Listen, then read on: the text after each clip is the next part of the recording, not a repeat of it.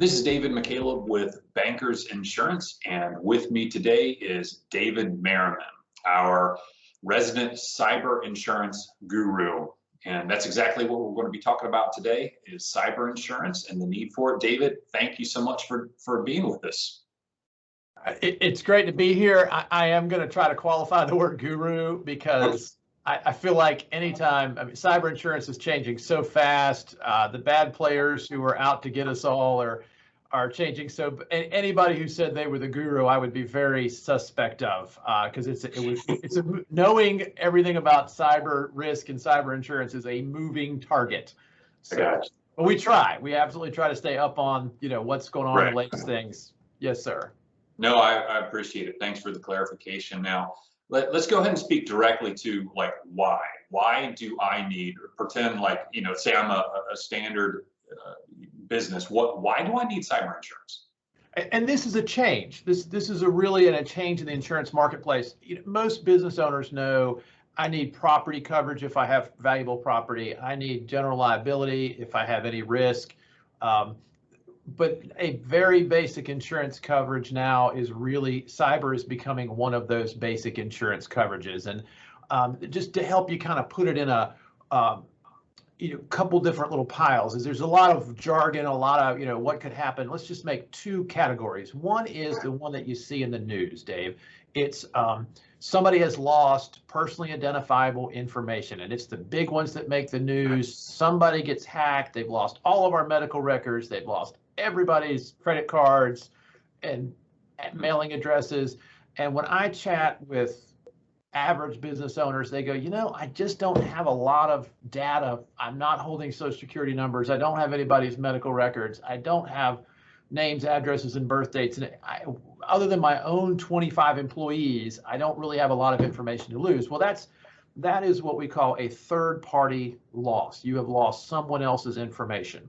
Right. But last year, and this is Coalition is a big cyber company, and they're an insurance managing general agent, and they collect claims data. And their statistic from 2020 is 87% of all cyber claims were either ransomware, funds transfer fraud, or business email compromise. None of those involve a loss of a third-party data. Those are all first-party insurance claims, meaning damage to the business owner. And that is very different than what you see in the news, and it is the vast majority of the claims.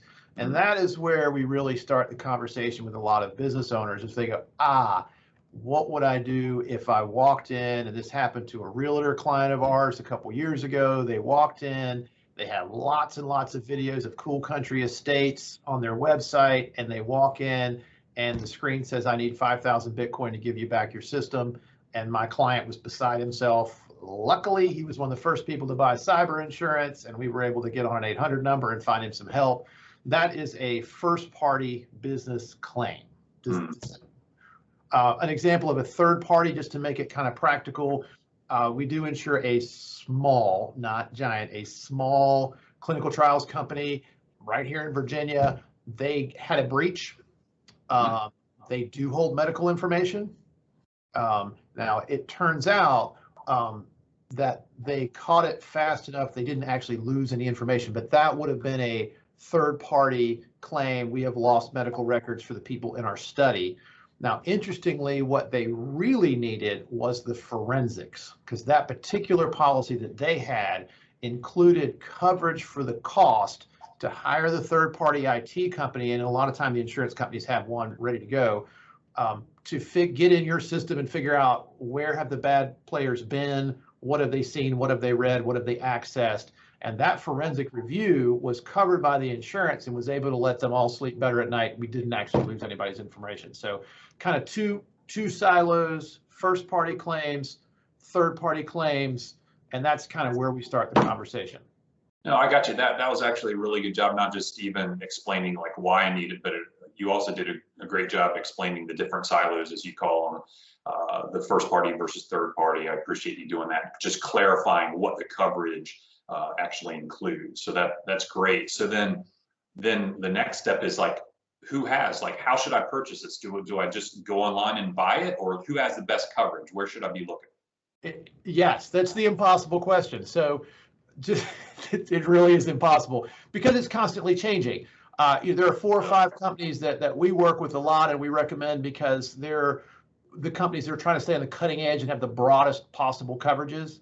And that's just as a quick aside, there are some companies that will throw in a data endorsement and some just they'll throw it onto a package policy, and it's not bad coverage, it's not complete coverage, because a lot of times they'll have first party coverage but not third party, or they'll have third party coverage and not first party, or they'll have funds transfer fraud but not ransomware.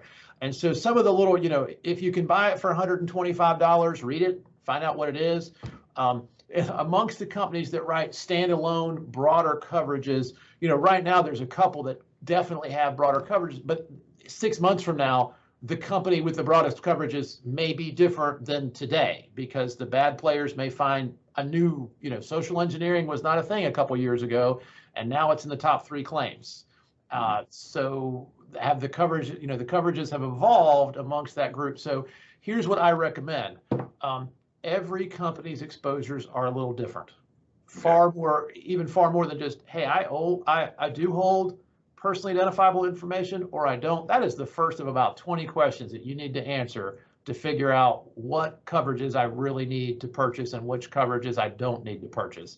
And I highly recommend that anybody who owns a business that has any concern about cyber insurance, find an agent who is trying to stay in the know on what's going on and talk about tailoring a policy to the actual needs of a company, and then finding a carrier that has the coverages that they feel like they need. I think that's the best way to do it. This is not something that you can go online in 15 minutes or less and find the coverage and have what you feel like you need. Gotcha. Well, fantastic. That's great. And just for the sake of those who are listening, if you are wanting to reach out to David Merriman, we're going to make sure that we have his contact information listed at the very end of this video. Hey, David, anything else that you'd like to add before we go? Yeah, I think that's a good basic. There's an awful lot more. If an insurance underwriter was listening to this, they would go, he left out these 12 coverages. And I did. I did. Because I feel like, my clients tend to have about a 15-minute window of time where cyber is interesting to them. I'm a nerd. I think the stuff's awesome. But okay. So find a good insurance professional. It does not have to be us. There are plenty of good insurance professionals out there, but find somebody who is invested in learning about cyber coverages. Perfect. Well, thank you for your time. And you're welcome. Thanks for having us.